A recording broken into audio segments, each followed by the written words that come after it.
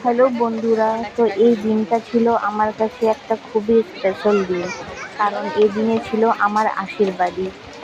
আমার শ্বশুরবাড়ির পক্ষ থেকে সবাই আমাকে আশীর্বাদ করতে এসেছিল। এখানে প্রথমে আমার বাপের বাড়ি থেকে সবাই করে নিচ্ছে, তারপরে ওরা করবে। তো এই দিনটা খুবই আমার কাছে স্পেশাল ছিল।